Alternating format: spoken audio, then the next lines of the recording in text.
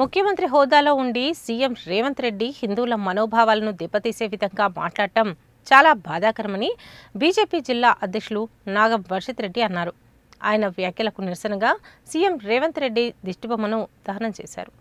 రాష్ట్ర ముఖ్యమంత్రి హిందూ దేవుళ్లపై అనుచిత వ్యాఖ్యలు చేసినందుకు నిరసనగా బీజేపీ జిల్లా అధ్యక్షులు నాగం వర్షిత్ రెడ్డి ఆధ్వర్యంలో నల్గొండ జిల్లా కేంద్రంలో ముఖ్యమంత్రి రేవంత్ రెడ్డి దిష్టిబొమ్మను దగ్ధం చేశారు. ఈ సందర్భంగా ఆయన మాట్లాడుతూ రాష్ట్రంలో హిందువులను, హిందూ దేవుళ్లను అడుగడుగునా అవమానిస్తున్న కాంగ్రెస్ ప్రభుత్వానికి, నాయకులకు తగిన బుద్ధి చెప్పే రోజు దగ్గరలోనే ఉందని అన్నారు.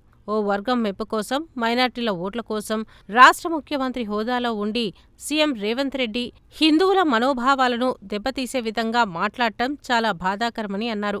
ఇలాంటి కాంగ్రెస్ ప్రభుత్వాన్ని బొంద పెడతామన్నారు. సీఎం రేవంత్ రెడ్డి చేసిన వ్యాఖ్యలకు బేషరతుగా క్షమాపణ చెప్పాలని డిమాండ్ చేశారు. ఈ కార్యక్రమంలో బీజేపీ జిల్లా ప్రధాన కార్యదర్శి కంచర్ల విద్యాసాగర్, పట్టణ అధ్యక్షులు గడ్డ మహేష్, కంకనాల నాగిరెడ్డి, జిల్లా councillor member Bipangi Jagjivan, Pokala Dasaratha, two town ప్రధాన కార్యదర్శి కటకం శ్రీధర్, మంగినపల్లి కిషన్, దాసరి కృష్ణ, బీపంగి వినోద్, ఏరుకొండ హరి, చింతా శివరామకృష్ణ, నరసింహ, పుల్లెం శ్యామ్, యానాల శ్రీనివాసరెడ్డి, డాక్టర్ అరవింద్ రెడ్డి, నాయకులు, కార్యకర్తలు పాల్గొన్నారు.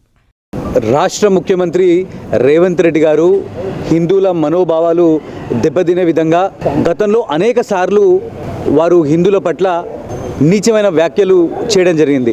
మరి బుద్ధొచ్చి సోయొచ్చి ముఖ్యమంత్రి మారుతాడంటే మారకుండా ఆ రోజు హిందువులు బంధువులని, మరి నిన్నేమో తాగడానికి ఒకరు, తినడానికి ఒకరు, పెళ్ళిళ్ళు చేసుకోవడానికి ఒకరు అని చెప్పి హిందూ దేవుళ్ళ పట్ల గౌరవం లేకుండా మాట్లాడినటువంటి యొక్క రేవంత్ రెడ్డిని ఇమ్మీడియట్గా సీఎంగా రాజీనామా చేయించాలని చెప్పి మేము కాంగ్రెస్ పార్టీని డిమాండ్ చేస్తూ, కేవలం వీళ్ళు ఒక వర్గపు ఓట్ల కోసము మార్చుకోవడం కోసమే వారు ఈ రకంగా హిందువులని భయభ్రాంతులని గురి చేసే విధంగా, మా యొక్క మనోభావాలు దెబ్బతినే విధంగా ఈ యొక్క రేవంత్ రెడ్డి వ్యాఖ్యలను నల్గొండ భారతీయ జనతా పార్టీ తీవ్రంగా ఖండిస్తూ మరి యొక్క ముఖ్యమంత్రిని క్షమాపణ చెప్పాలి హిందువులకు అని చెప్పి మేము డిమాండ్ చేస్తూ ఉన్నాం.